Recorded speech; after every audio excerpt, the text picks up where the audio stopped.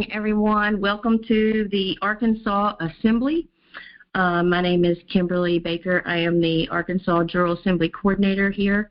And tonight we are going to do a public information forum. And I'm going to take some time and just kind of explain a little bit of our history, our American history that we weren't taught in school.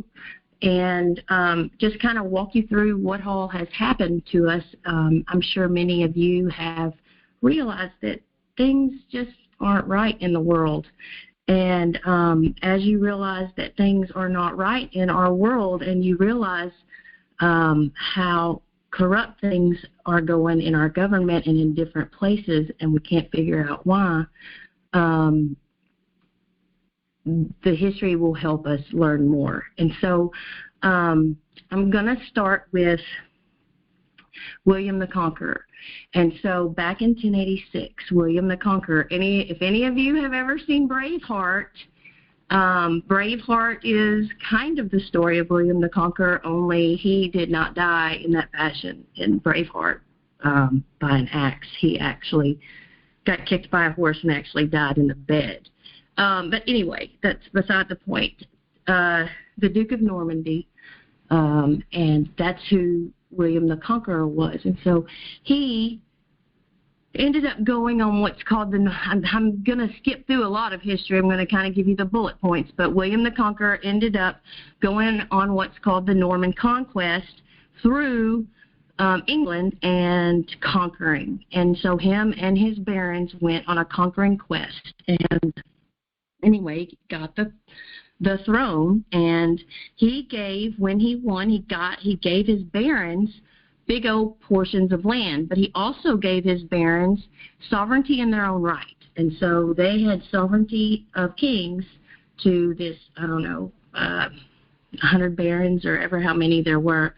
All of them got sovereignty for their families forever. And so back then, you weren't born.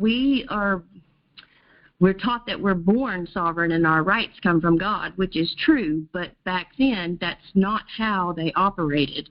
Sovereignty came through bloodlines, or you had to be in these certain classes, and they had things in different castes, and that's how people were classed. And so anyway, those barons got sovereignty all over the land of England, and what William the Conqueror was trying to do was he was trying to keep the British monarch from ever coming back up again. And so, anyway, that was his goal.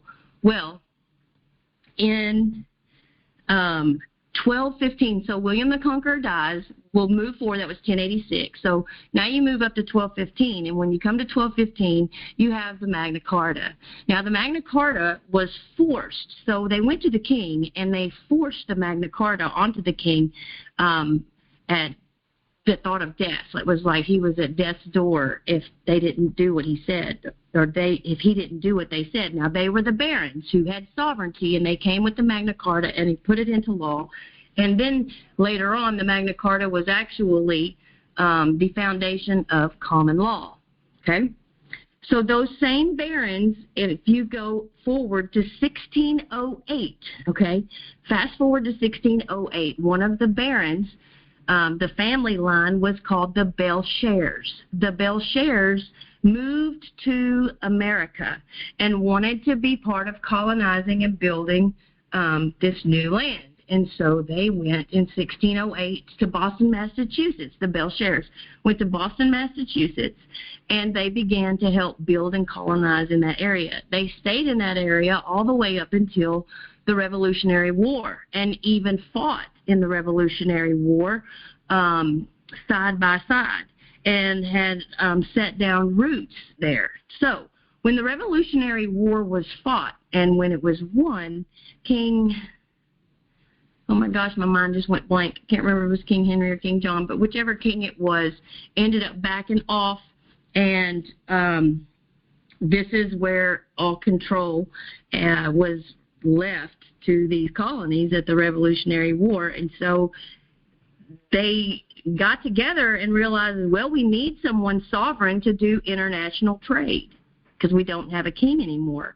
Well, William Belcher who had come to in 1608, who was from the family line of the barons, had all of the sovereignty for him and his family. So as they were all discussing this right after the war, he said right there on this day to all of the military guys that were there and all the people that all this military from that point forward were sovereign in their own right, just as kings, all of their children, and all of the people that were born from that day forward on this land would be sovereign in their own right. And so that is how we gained our sovereignty. Now, that's where all of that took place. So then you have the next thing that you have after the Revolutionary War, you have the 1776 independence, where we get our Declaration of Independence.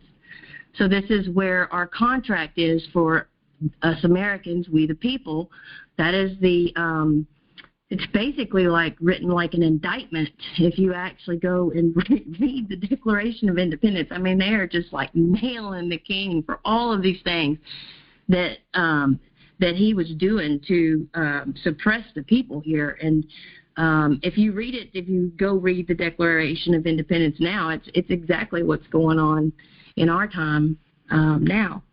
So the Declaration of Independence was penned, and we move forward and we have our constitutions. Okay, now our constitutions that are written are contracts that we the people made with foreign governments. Okay. We made those contracts with foreign governments because during the Revolutionary War, once our colonies and stuff were done and everything moved out, we were having a trouble in shipping. And so our shipping goods would get pirated through raiders and different ships on the open seas. So we made a deal, we made a contract with the British territorial government.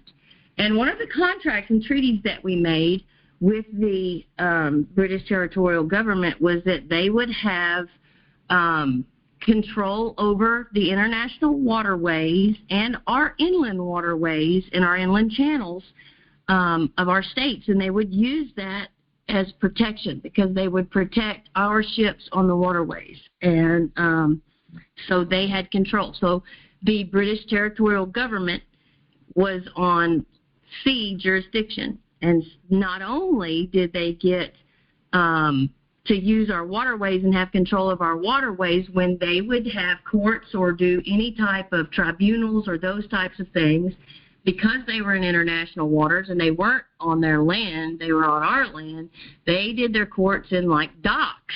Okay, so you would literally have your court on a ship. When you go into our courts and stuff today, they call it the dock or the docket. You're at port. Anyway, it's all done with water things. And so that is how the sea jurisdiction of the British territorial government and the courts that we have set up now got their feet in to what we have today. So those contracts were actually made with the British. And we also gave the British 19 enumerated services. So in that contract of the United States of America, the second constitution that we actually have, the first constitution that we have three constitutions. We have the first constitution that was the Constitution for the United States of America. That was our contract with our federal republic. That was what was set up. There was 13 amendments that actually got put into that Constitution, and the 13th Amendment in that Constitution was that no one who had titles of nobility could hold office, hold a public office. And so that actually made the British mad, and a lot of the British territorials mad, because a lot of them held nobility or title, so they could not hold an office in our government. That is our first constitution. Our second constitution is the Constitution of the United States of America. That was the one that was written for the Brits. the British territorial government. That is where we gave them 19 enumerated powers to help us and to work with us, but not to actually own us. We still had our own government, which is the we the people as sovereigns, and we had a federation of government, a republican form of government on one leg. The second leg is the 19 enumerated services that was given to the British territorial government, and then the third is the Constitution for the United States. And so the Constitution of the United States is of the Pope, which is the Vatican. So those are three contracts that we have, okay? All three of those contracts have different delegated duties. For instance, the third constitution that we have, which is the Constitution for the United States, is for the Pope. That's the air jurisdiction. When you deal with countries and you deal with law, you deal with what's called international law. International law, you have three aspects of it in three jurisdictions, three main jurisdictions. Those jurisdictions are land, air, and water law. Land, air, and water, okay? Land jurisdiction is on the land. So on the land is where all the people are. That's where we domicile. That's where we live. That's where most of our activity takes place. Then you have the sea jurisdiction. Okay, so your land jurisdiction is for your land and your people, and then the sea jurisdiction, that is going to be more of your contracts. Okay, contracts, military, anything that has to do with commerce, anything has to do with entities, corporate entities, that type of thing. And then the third jurisdiction is the air. And the air is the Vatican. Okay, so the Vatican has international control of the air. The British territorial government, pretty much all over the world, has control over the waterways. And then each country has control of their land jurisdiction. Okay, the people of the country has control of their land jurisdiction. At least that's how it's created here in America. Okay, our country is so much different than everyone else, and the reason why our country is different, because you have different republics all over the world, and they have land, air, and water jurisdiction the same as the actual land. Like, you can do meets and bounds, you walk on it, you have land and soil, okay, jurisdiction. Then you have, you can walk on it. The sea jurisdiction is the British territorial government. So each land where you can walk on, that is owned by the people of this country. We, the people, we are sovereigns. Remember, William Belcher ceded all of our sovereignty. We are inheritors of that sovereignty. And so, yes, I do understand that we are given our rights by God and our sovereignty by God, and everyone that signed the Declaration of Independence knew that and had that in their inner being, but that's not exactly how it worked. It was something new that we were doing here because sovereignty had just been ceded, and ideas are great. So anyway, land. Then the air is always the Vatican, and the sea is always the Brits all across the world. So there's your international law. Now, what happened is once we got all of our contracts in now, so the British territorial government takes care of military stuff in the water. They have military tribunals here in our country. All right, based on what they have in their realm, they are actually over our Navy. The British are actually over our Navy when we get into international waterways because we made a treaty with their Navy so long ago. Now, those treaties are up for grabs and for changing here in our future as we move forward. But it's good to know the history. As far as the Vatican, one of the things that is a delegated responsibility was our postal service. The Vatican had one of the best postal services and had already had all that in existence for many years before America ever came along. So our founders utilized that and did the postal stuff through the Vatican. All right, so there's the history on that. So then we come up to the Civil War. Now, the Civil War is where everything gets interesting. If you go look at pictures of the Civil War and you try to just do some research on it, you don't really find any battle scenes. Everything looks staged when you look at the pictures. What we were told in our history books happened of the Civil War being over slavery is not true. It wasn't over slavery. It was actually over in 1861, our Continental Congress had come into a disagreement, and the North sold the South out through corporations. It all had to do with corporations. And so there ended up being a war. Or it wasn't a war because it wasn't declared. It's more of a mercenary conflict, I guess you'd say, because if you go back and look at who funded the Civil War, you had the Vatican, funding the South. You had the Brits funding the North, and then you had Rockefeller funding both sides. The Rothschilds, funding both sides of the bankers on the Civil War.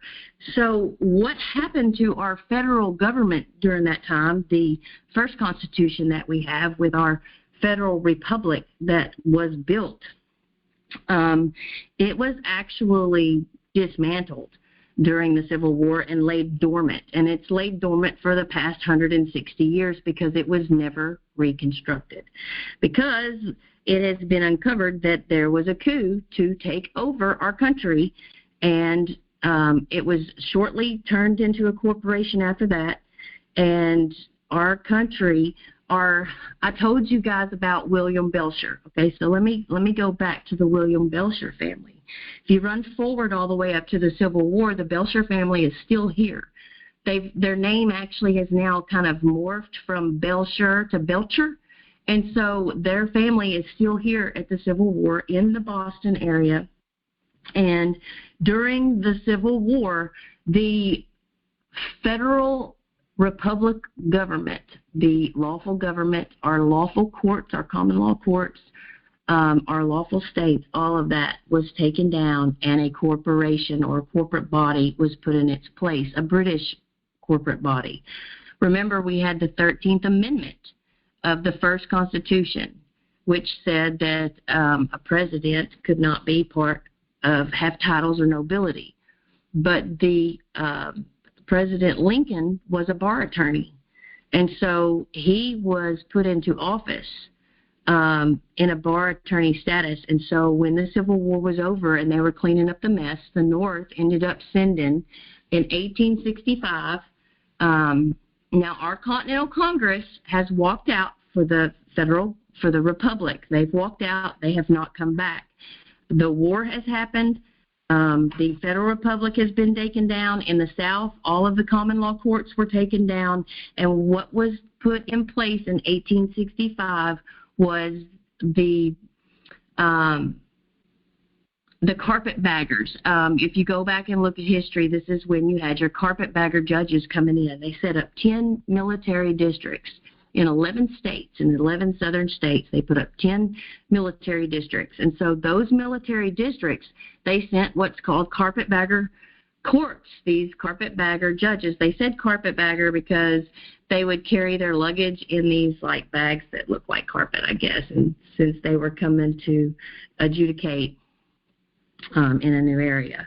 But that is what took place of our common law courts here in the South.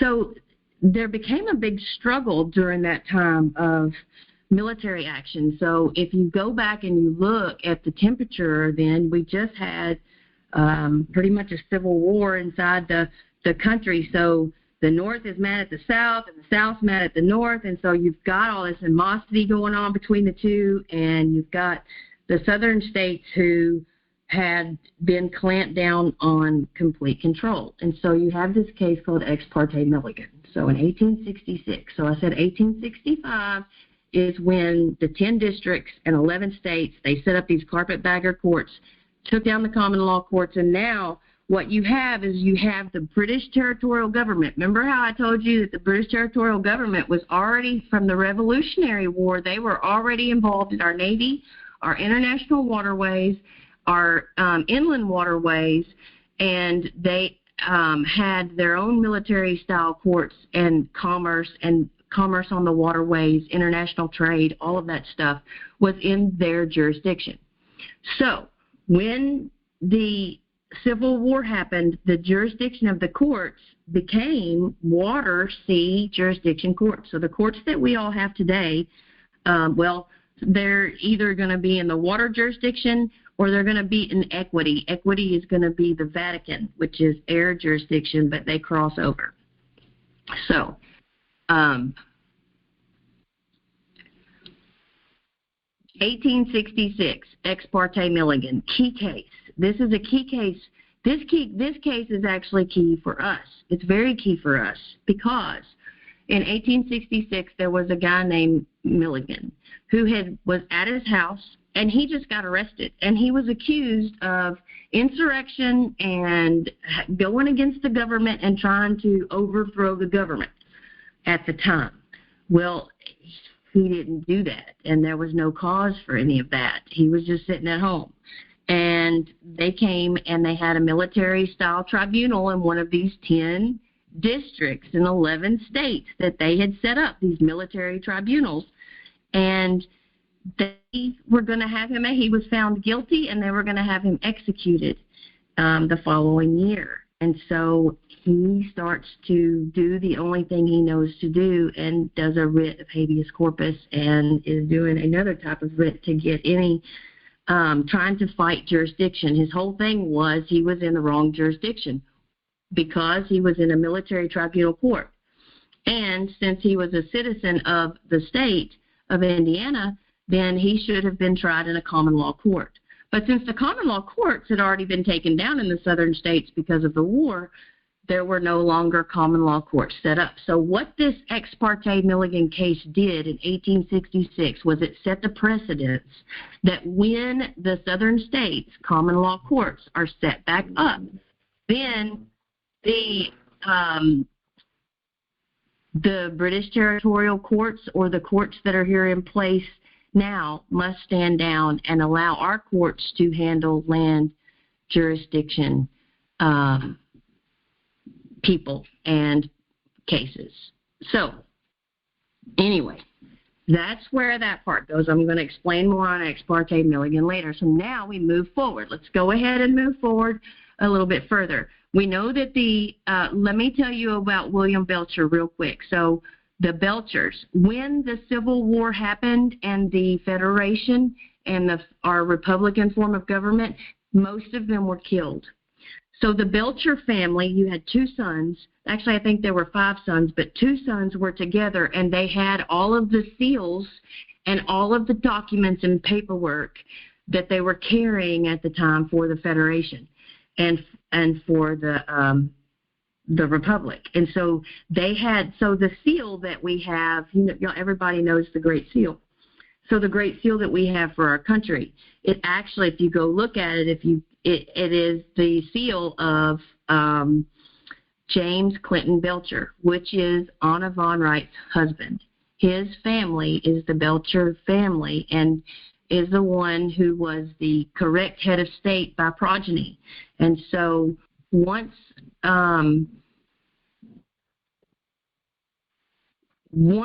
that family, the story from that family, we have that story of what happened to the Republic. Most of them were killed. Many of them within 4 years or 2 years after the war had lost everything, their livelihoods, their fortunes, their everything in the battle. But one of the sons, they had gotten away on horseback. Their horses were attacked. The two brothers of the Belchers were together. They had the seals and all the documents. One of the brothers gets shot and killed. The other one ends up getting on another horse because his horse was shot out from under him, and he runs off with the seals and all the documents, but his brother had just died, and that was the last living relative of the Belcher family, and he had all of his stuff with him. So they lived in hiding for those generations from 1865-ish, around that time, until Anna and James Belcher's family. So a few generations, they lived in hiding and would move place to place because they didn't want to be found and killed. And so this information, as we move forward, I'm going to kind of leave that story there. I'm on a timeline. So you come to 1933. First you come to right after the Civil War. Now, here's where they start taking our rights away and remember, we are sovereigns. As Americans, we are born sovereign on the land, okay? We know it's our God-given rights. But the first thing that happened after the Civil War, the 13th Amendment was changed and put into no slaves, where no one can hold slaves, is the 13th Amendment. And then the 14th Amendment, they come right back and they put in the 14th Amendment citizen, where the slaves now become citizens. Well, what's hidden right there in that is it is the slavery for all of the United States citizens, because you become a citizen. It's actually a little c, citizen of the United States. And so you become a citizen of the United States of America. You're a 14th Amendment citizen. They look at you as an infant. They look at you as not competent. And that was supposed to be what happened with the slaves. The slaves coming out of the Civil War were supposed to have gotten 14th Amendment status. Okay. The day before they put the 14th Amendment in, they did what's in 1886. Okay. In 1886, the day before they put the 14th Amendment in, the lawyers ended up coming up with what's called the Expatriation Act. Okay. The Expatriation Act is what we are able to use today to be able to get us out of the mess that they put us in. And the interesting thing is that the day before they did the 14th Amendment, they did this. So it's like, okay, we're going to go ahead and give them a remedy of an Expatriation Act that they can go and at any time people can expatriate their citizenship from any country, and they can do it, and no one else can do it for them, and nobody else can take it away. They have that right. So there's your Expatriation Act. Then they give you the 14th Amendment citizenry, and we were turned into 14th, or started becoming. Nothing changed right about then, but as time goes on, what happens is they have gained that control, and then they start to utilize it over the people. Okay, so there's where they've got us there, the 14th Amendment citizenship. So you move up to 1933. So 1933, Franklin Delano Roosevelt. This dude's crazy. Okay, this guy takes the gold from the people and takes away our lawful form of money, and said that they were going to set up and give us. They said they were going to set up and give us credits, I guess, for taking our money, but they never did give people the opportunity to utilize their credits in that system. So once he took all of the gold and had that taken away, then he then enforced, I can't remember the exact year that he put it into practice, but it wasn't very long after he took the gold, they then instituted the birth certificate. Okay, so the birth certificate.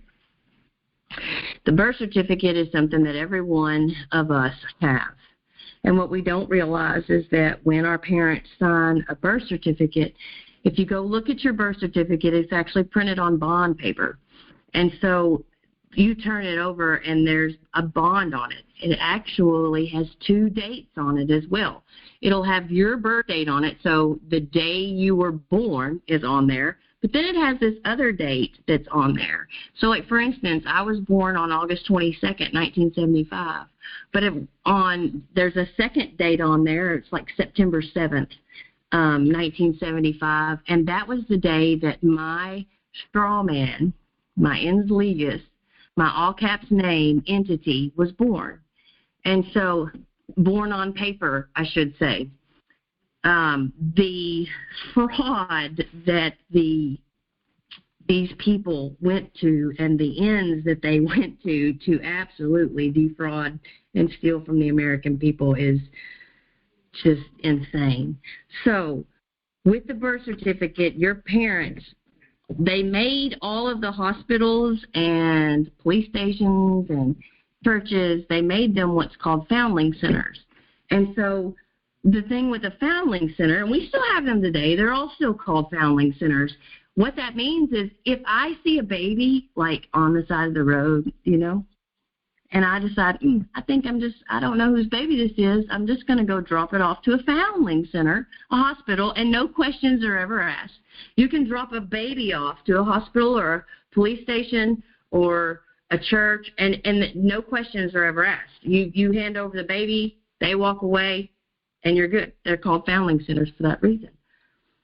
If you wanted to give up your baby, you could do it the same way. Well, that's what they did. Well, interesting when you sign a birth certificate and that mother signs when a mom signs the little thing that says how much she weighed and all that stuff, when she signs all of that, she has no idea. She just thinks she's recording all of this information for her baby, but no, she's actually signing her baby away as an informant and saying that she found this baby and is leaving it there. And so you become what's called lost at sea. You're lost, and the only entity that's left of you is this entity that has been created. So the living you, even though you're standing there, is not there. So the only thing that you have on paper, and when I first heard this, I thought, y'all are crazy. Everything I have on paper is in this entity's form that was created the day I was born with the birth certificate. Yeah, absolutely. Go look at your checkbook. When you go look at your checkbook, your name is written in all caps. Your driver's license, all caps. Your bills. Go look at your house note. Go look at your car title. Go look at any mail that comes to you except for the stuff that comes from your friends and family. They're the only ones that know how to write your name correctly. Everyone else sends you stuff in this all caps name, and it is a corporate entity.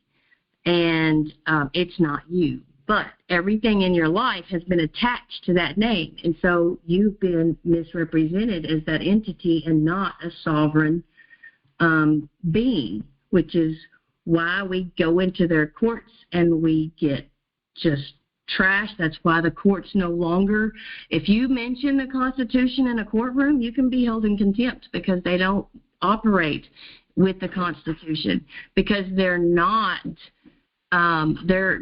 they don't, because they're sea or air jurisdiction courts, and they don't operate the same way. It's the same way with our government. They're in a different jurisdiction, and we just didn't know that we had been trafficked out off the land into the sea, and now it's the air. So, sorry about that. I didn't mean to push that button. I recorded it again. It should just keep going. But so the birth certificate. So now we move up past the birth certificate, and we see that our country just keeps getting worse and worse and worse. To the point that now when you talk about being sovereign and learning that we're sovereign, most people go, "You're not sovereign. You can't be sovereign. Who do you think you are?" But we're supposed to be sovereign. The power's with the people. The power is, that's where everything is. So here's what happened. So James Belcher, now remember the Belcher family, James Belcher and his family had found out what had happened.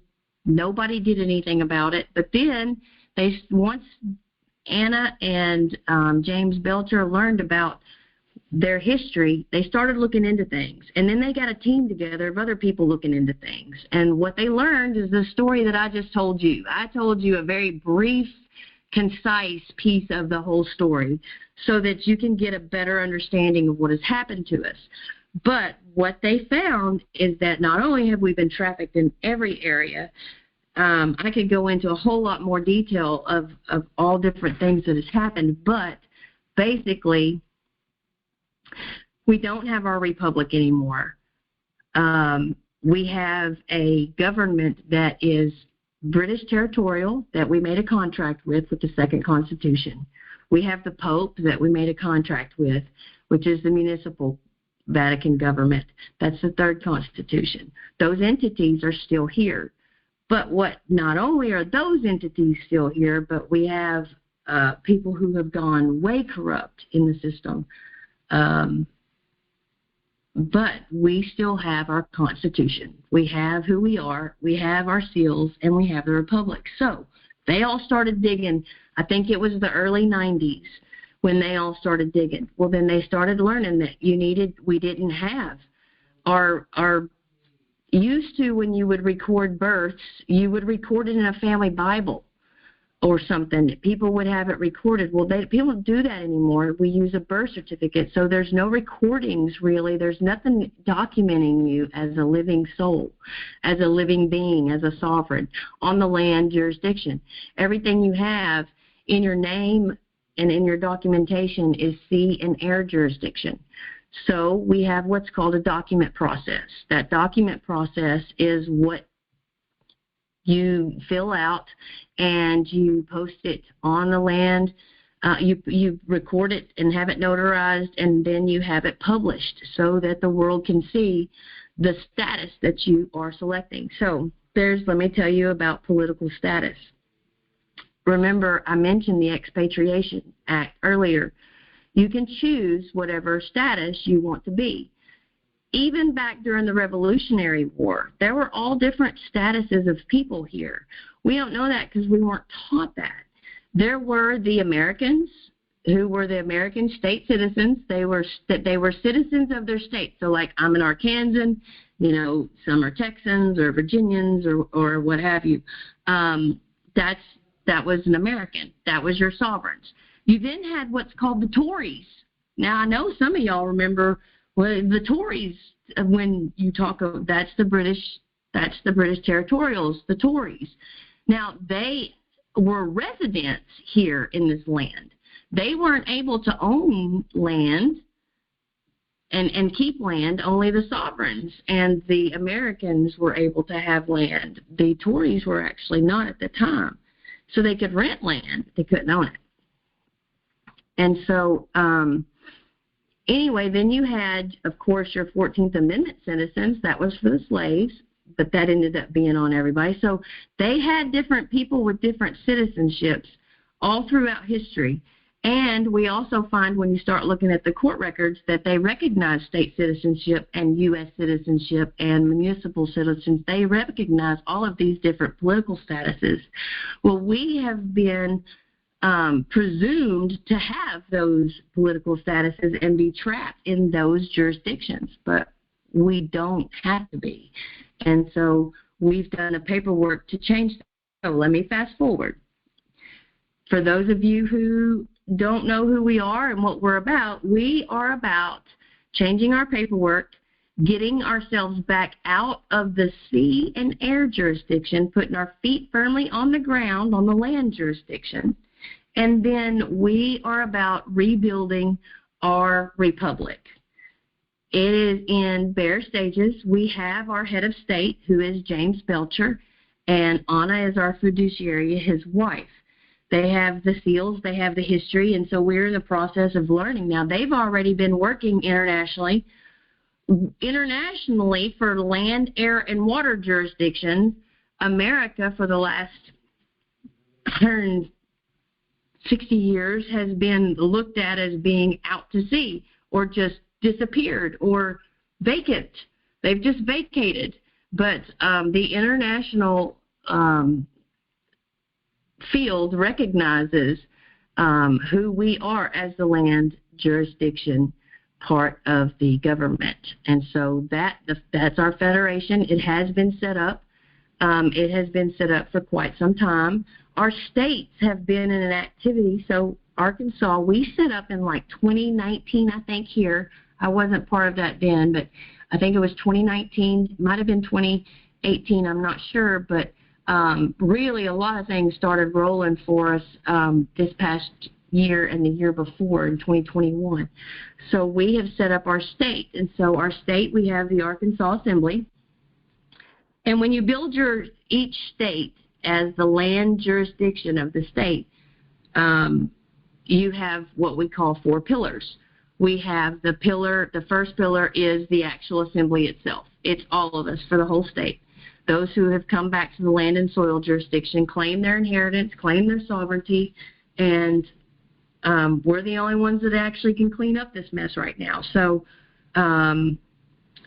that's your first pillar. Your second pillar is your courts. So your courts, that's what was stripped from us as the common law court. If you go look at the constitutions, all of our constitutions, Declaration of Independence, they all mentioned our common law courts and their grand juries, and it never did come from the British territorial government contract or the Vatican contract or even the contract from the first constitution of our federal republic. Our courts come from the people. And so our common law courts are made up of all of us, we the people, and we the people are our tribunals, our judges, and everything. So that's the beauty of bringing safety back to the people, because the role of government, one of the single roles of government is the safety of the people and the protection of their property. That's real simple. That's it. And so it is our goal to keep the people safe and protect the people's property. And so that's the second pillar, our courts. And so our courts are up here in Arkansas.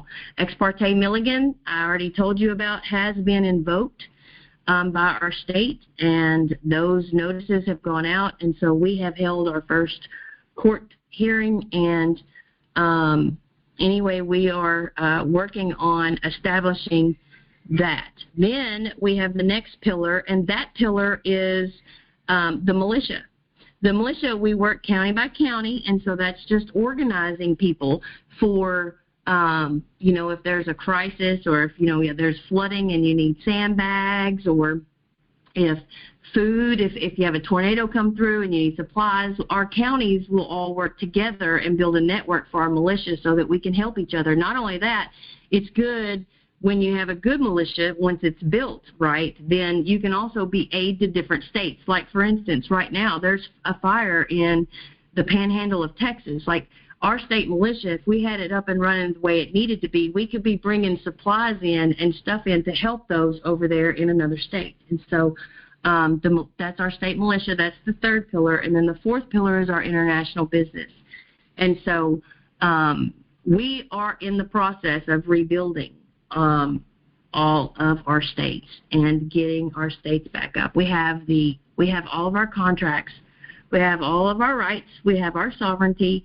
We have the law on our side. We have Ex parte Milligan as our guidepost to show that they had already made provisions for the common law courts to go back into session. And so we, as a people, the American State Nationals, are rebuilding our states and rebuilding our federal government. And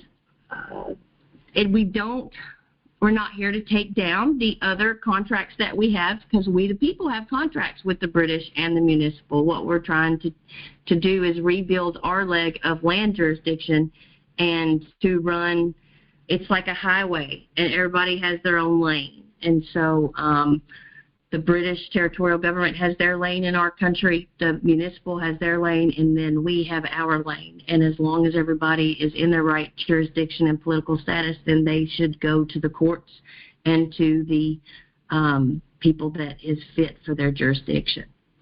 So that's kind of a little bit about who we are and what we're doing and why we say we're sovereign, how we got here.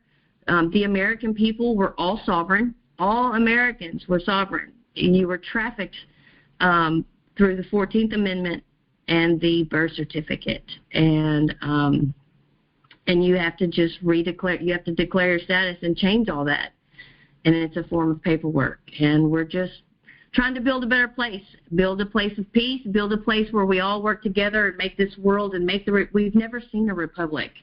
Like we don't even understand what it looks like. And so I am excited to be a part of this group of people here in Arkansas who want to build a better place for our children and our grandchildren and those that come behind us. So that's pretty much all I have on our history of who we are and where we're going. And if anybody here is a guest and has wanted information, I am going to open the floor for any questions that you might have.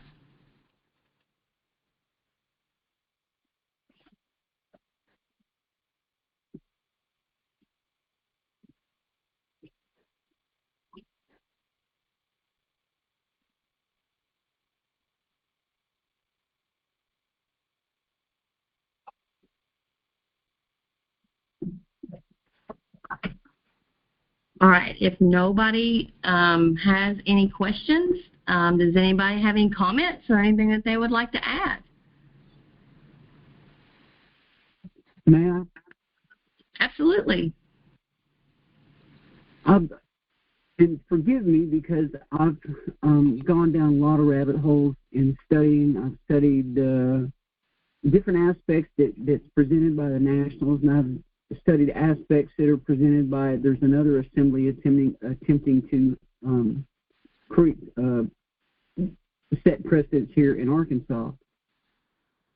And my curiosity is because a national is a concept of theoretical territory, to my understanding.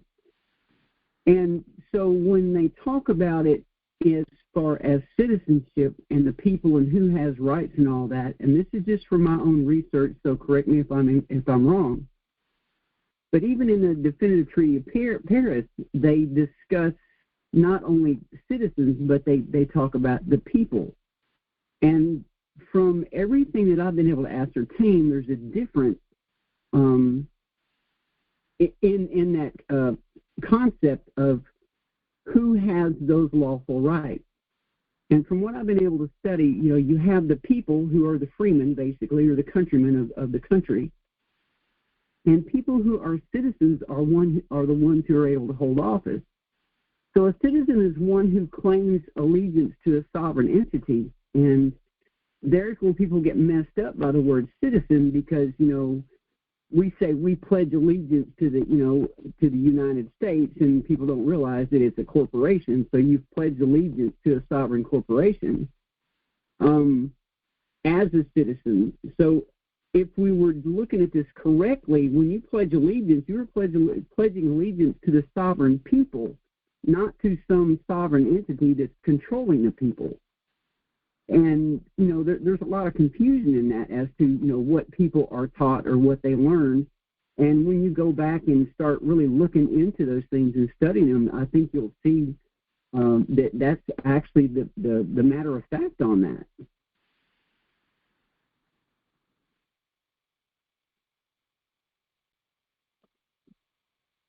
So what are your thoughts? So, yes. So here's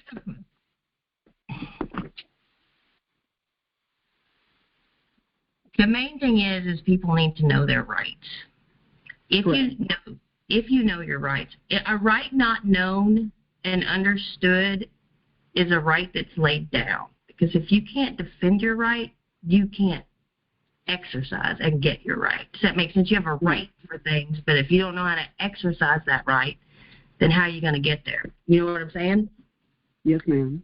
An example would be, say I have the right to my neighbor's apple tree, over the hill.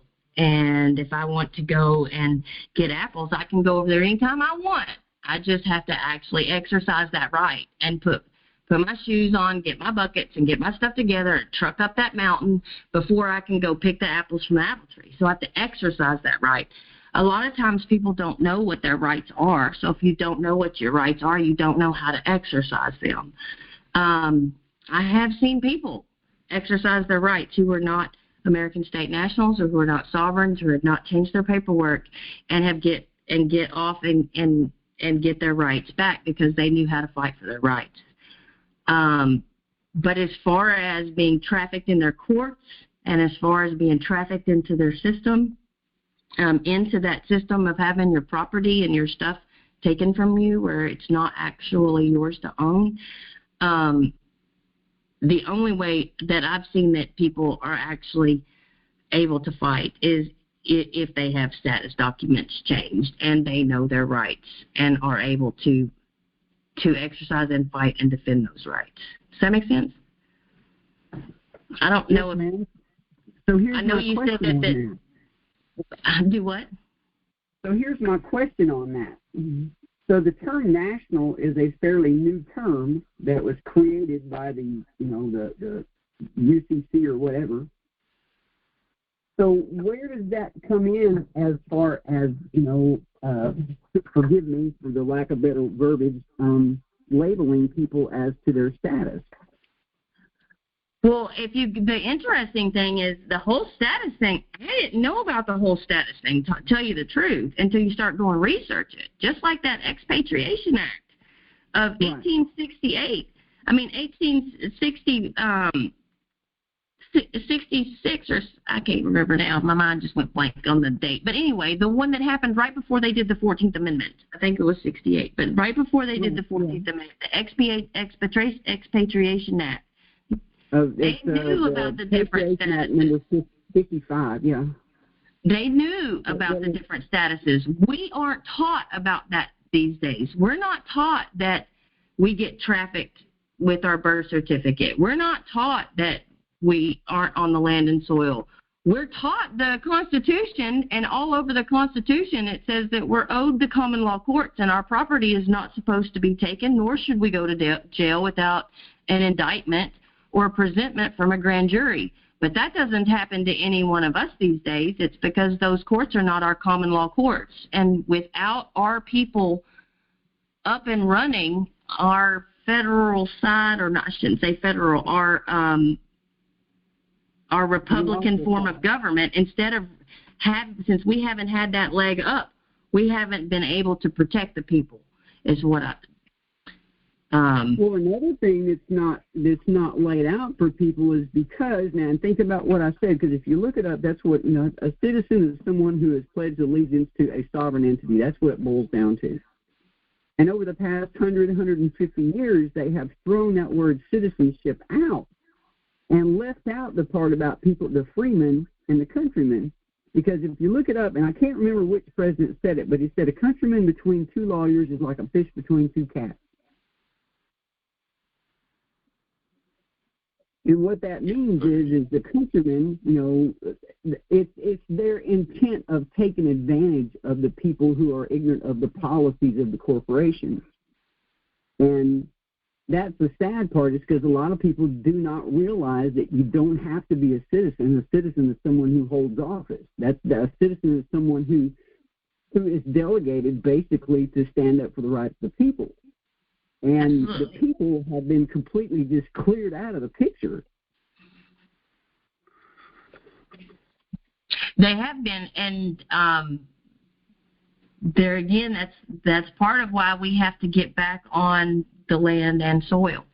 Hang on, Nana, you got your hand. Hey, can I ask 870-997-7878? Can I ask what your name is? Marley? Marley? Yes, ma'am. It's nice to meet you, Marley. I'm Kimberly. It's been good talking to you. Thank you, and thank you for the invitation to the talk. I appreciate it. You're very welcome. I'm glad you're here. Nana, you have your hand raised. I do. That was a great synopsis of the things that had happened, but I wanted to add something. The 14th Amendment turned us all into corporations. They kind of slid that in there, and we all became corporations. With that, the reason that we expatriate now is we're removing ourselves from that corporate status. So when we find ourselves, I heard you saying that as we pledge our allegiance to the United States of America, that's the United States of America Incorporated. That is not the original United States. Correct. That is a corporate corporation. And so when we find ourselves in the courts these days, we're in a corporate arena. If we have expatriated and we have removed ourselves from that situation, we are living men or women. We are not a corporation which is dead. Then we don't belong in their courts. That's the reason that we need our common law courts reestablished, because we are not corporations and we have to stand outside of that. So we truly can't pledge allegiance to the United States as we've known it, as we grew up. Every day in elementary school we pledged allegiance, but we didn't realize that we were pledging allegiance to a corporation, not the actual entity and the nation as it originally started. So the 14th Amendment, while the 13th Amendment freed all the slaves, the 14th Amendment put everyone, not the slaves, but all of us, back into as a corporation and then as a slave. So, you're talking about that sovereign and then the citizen. The thing about a sovereign, when you're sovereign, you're free. A citizen, you pledge loyalty to someone. We are not, as American state nationals, pledging our loyalty to any corporation anywhere. We are free and we are living men and women. So with that, I yield. That was very good, Nana. I got something to add to that, too. Because we didn't realize that we had this whole Republican form of government and the British territorial government and the Vatican government all on our soils. When you do the Pledge of Allegiance, listen to this. I never caught it. I pledge allegiance to what? The flag of the United States of America and to the republic for which it stands. For which what stands? The United States of America. It stands by how? The republic. But the republic was washed away and laid dormant for 160 years. We had no idea it was there. But in the pledge, it mentions the difference, the flag in the United States of America, and then the republic is a whole separate, it's mentioned separately. Does that make sense? It shows the separateness of the two, which I think is pretty fascinating. Anybody else got questions, comments? I got one more thing. Yeah, go ahead, Marley. Well, here's the thing that people don't take into account, and within the corporate system, everything is based on intent, correct? Yeah, a lot is. Okay. So when we pledge things, and when like if you go when you go do your driver's license, when you say that you're a resident, what is your intent?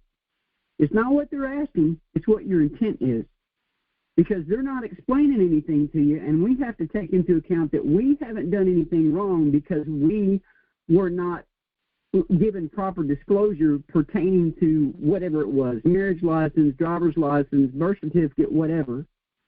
So because they did not do their job as disclosure, because the corporation is the foreign entity, the people are not. And as long as your intent and your heart was in the right place when you answered those questions because they did not clarify, then we haven't done anything wrong. And it is up to us, and it is our absolute right to say, hey, look, you didn't explain this, blah, blah, blah. And all you really have to do is make notice. And a lot of people don't realize it's actually just that easy because of the fraud, and their intent was fraud. Our intent was earnest. And we have to kind of keep that in our mind and in our heart that, we were trying to do the right thing and put things in the right perspective, and they're the ones that created all the havoc.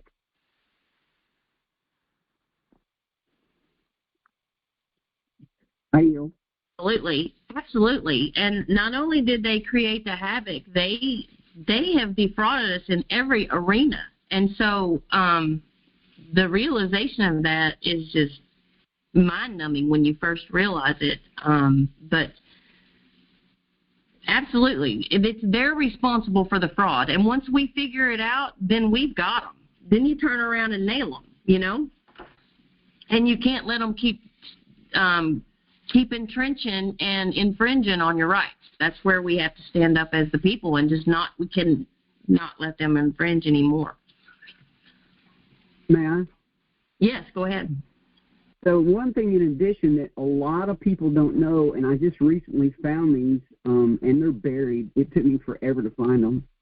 And these are the rules of involuntary servitude. I could dig them out if you want to wait a minute and a half, but basically they have rules in their sets of policies to where they are not allowed to infringe upon you by deceit, by coercion, by extortion, by threat, by duress, and there are great penalties for these actions. So the rules are there actually in their own thing because they were supposed to originally work basically under the Constitution, and they have molested that horribly. So the rules are there for us to take advantage of. But a lot of people don't know it because it's stuff that just stays really buried, even on the internet. It took me forever, and I just accidentally came across them one day and printed them out so I would have them. So for the people that get confused about that, yes, there are the rules that are there to prevent them from doing the fraud that they have done. Just most people don't have a clue that it's there, and even though they know it's not right. I yield. Well, yeah, and not only that, there's a lot of people nowadays. You can go look on. There's quite a few YouTube channels, especially the people with the right to travel. The guys that are, a lot of us have been hit with our tags and not having license and registration, but it's completely lawful.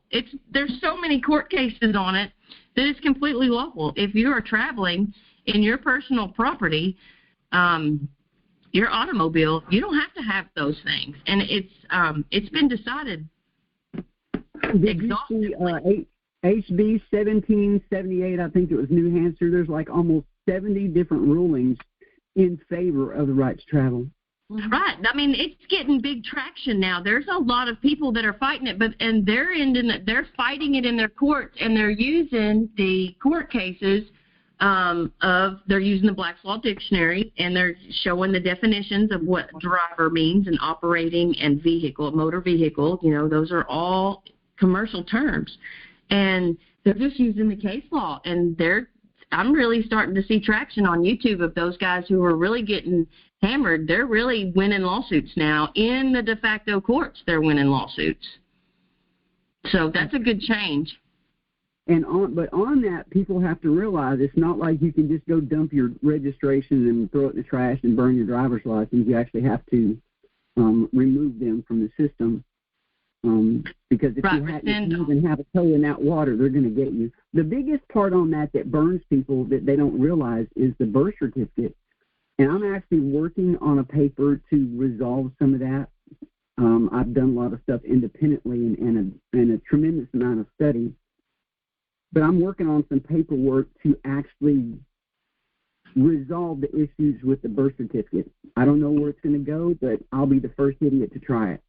Well, hey, there you go. Go for it. We're all getting out there and trying something, which is good. Anybody have anything else they want to ask a question or comment?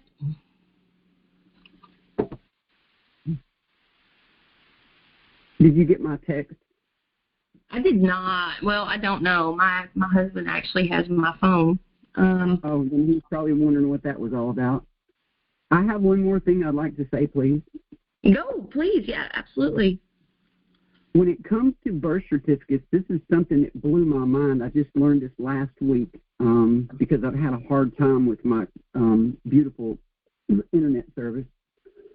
If you go to Bouvier's dictionary, and I've gone to a few of the other older ones, and I looked up the word certificate, and a certificate is where someone has pled insolvency to be, they are deemed insolvent, which means that they give up all their possessions as if they were in debt and the possessions were not maybe enough to cover their debt, but they were issued a certificate so that they don't get in trouble over it.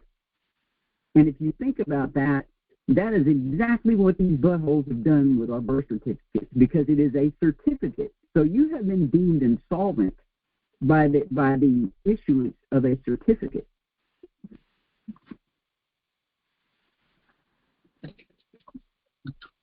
Absolutely. And they look at you because they also run all of our stuff. So all of our, when we're born and that second entity is made, everything about us is run through probate court. And so you don't run through probate court unless you've died. And so they actually claim that we're lost at sea, the living man is lost at sea, and the only thing that's left is our estate from this straw man. That's all that's left. So they can administer that estate from our straw man because us, the living baby, actually died out there in that boat somewhere in the ocean. And so they administer our estates from doing that. Answer you to that. So how is I lost at sea if I never left the farm? That's the crazy thing. On paper, that's what it looks like. It looks like that for all of us on paper.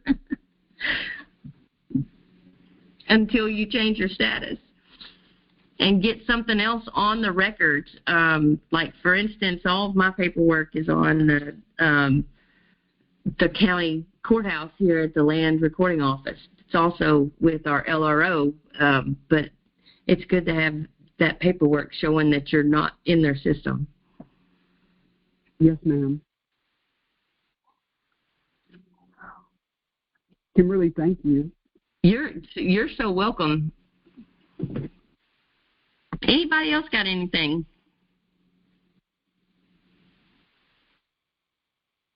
I'm just curious, do we have any other guests that are on the call besides Can you hear me? Besides Marley? Can you hear me? Yeah, I hear you. I just wanted to talk a moment about the Foreign Sovereign Immunities Act. Your paperwork, I think that one's one of the most important ones that we're going to need because it claims our exemptions. And just recently, mine was put on the court of record. I had a judge read that. And I'm not sure, I can't really speak too much today. I've had a really rough week, and I stutter a little bit. So I get my words together. I really want to share some things that I learned, and I'm really hopeful. But it's that Foreign Sovereign Immunities Act, which is what gives you your immunity from their courts. And I think I have a whole list I could probably scan, and but that's the one that Audubon Rights tells you that you'll need to take if you do go to court. I sent that one in when I got my little ticket with all 5 of the different citizens. I sent my fee schedule, and I also sent them just the front page of what I had recorded on their Pulaski County downtown that they're recording. I feel like some of the things that we're supposed to say in court, I'm not sure if I'm off topic. Please just let me know because I've been kind of out of it a little bit. But one of the things that, I made the assembly very proud, as well as myself.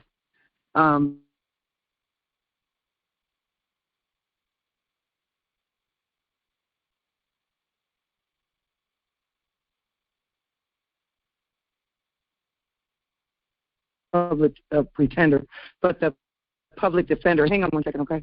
Anyhow, I was able to let him go because I didn't have a choice. I was stuck in jail. So hang on 1 minute, okay?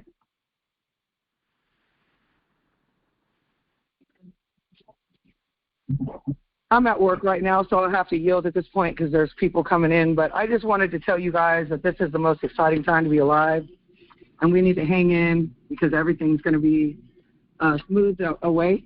and that we need to continue to lean these judges.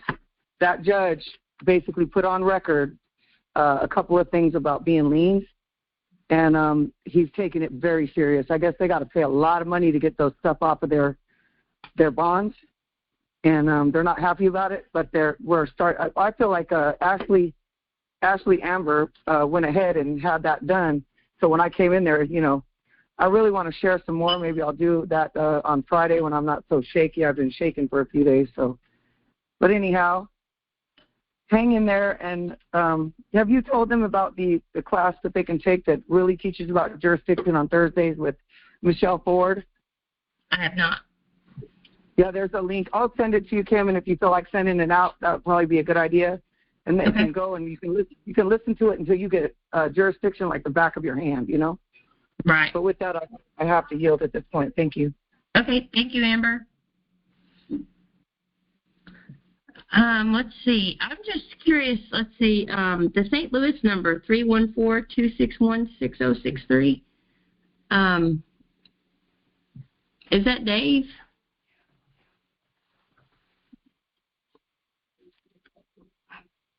I'm thinking that's Dave. Dave, I think that's you. I'm glad you made it.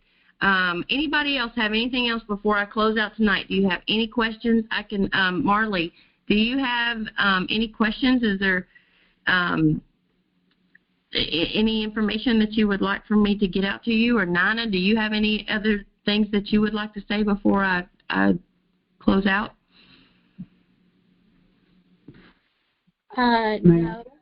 No, just the only other thing I could say is how they've reduced us and they refer to us as a person, and which means we are deceased, are incompetent, non-living, which is not true. We're living men and women, and yet they refer to us as person, and we don't even understand. And what you were saying, Marley, you're so right. These things are in place, but unless we claim it, they are not going to tell us. And if we don't claim it, they're just going to keep going right on down the road like they're doing. So, no, this has been a very great night. Thank all of y'all. And with that, I yield. All right, well, I'm going to open it up one more time. I am going to mention our website. We have a website at the Arkansas Assembly. It's thearkansasassembly.net, and so you can kind of look around. We, our assembly, we're just men and women that are trying to work together and build a better place and build a better life. But in order for us to work and be a part of this government, we have to I know that there are a lot of different status correction change folks out there. I'm not here to say one way or another on anybody's stuff. I've seen people that don't have any paperwork done, and because they know the law and they know their rights, they can defend them. But in order to help set up the Republican form of government that we have here in each state, in our states, we have to be done and papered up according to Anna Reisinger's process and our head of state, James Belcher, in order to be able to work for our government. Now, you can become an American state national just by doing 3 sheets of paper, a Declaration 1779 and 2 witness statements, and have those notarized, and that gets you national status, and that gets you ability to be able to be on our jury. We're in the process of setting up our jury. We have our jury set up for the state, but our goal is to have it set up across all of Arkansas. So, me personally, I think the 3 sheet of paper to declare your status and declare that you're not any of those things that they made you. That way, they cannot presume, because that's what they do. They presume on us. They are under the presumption that we are those things, and so that's what we're doing here at the Arkansas Assembly. I do see Penny's hand up. Penny, you got something? Yeah, I was just going to chime in as to what Amber was saying about Michelle Ford's class. For me personally, I studied David Straight for a couple years, and then I came across, her name escapes me at the moment, but she's on Florida, and Summer on Florida, I came across her TikTok, and then she talked about Michelle Ford's class. And so I took Michelle Ford's class on Tuesdays and Thursdays for almost a year before my husband and I were ready to change our status. But I just think she does a really great job. She goes through a PowerPoint presentation, she talks through it, and then she opens it up for questions at the end. So anyone new on the call tonight, if you're not sure if you're ready to change your status, I would definitely suggest taking Michelle Ford's class. And with that, I yield. Penny, could you please explain to those that are on the call how to actually get to that class? Let's see. So, is it on Rumble or? If you're on TikTok. Okay. No, it's a link. It's a Zoom call link. So basically what you would have to do is you would have to email one of us. So anyone new here, if you went to our website, the Jural Assembly email is right there at the very top, because we talked about the Q&A that we are currently on the call of. That you could email and ask for that Zoom link, and then I could get it to you, because I can't. I don't know any easier way to do it than that, because that's how I got the link. I reached out to someone and then the link. So will you send that link to me, and I'll send it out to everybody on the Jural Assembly. And Marley and Dave, if you guys also would like the link, would y'all like the link? Sure. Okay. Now, can I might be able to, how much longer are we on here? As long as we need to be. I can,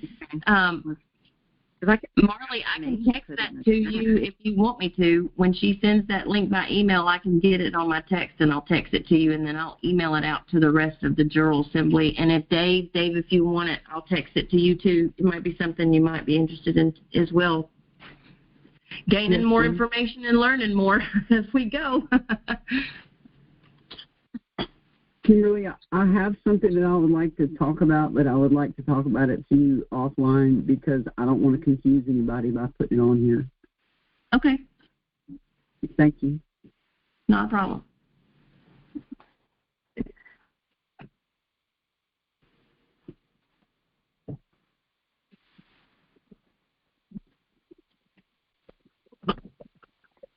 All right. Anybody got anything else? If not, then I am going to call it a night. Penny's going to email that to me, and I will get it out to everybody. And I'm thankful to everyone that came on tonight. And thank you, Marley and Dave, for coming and joining us. Thank you for all of your great input. And I hope that we talk further. So you guys have a great night, and see you again. See you.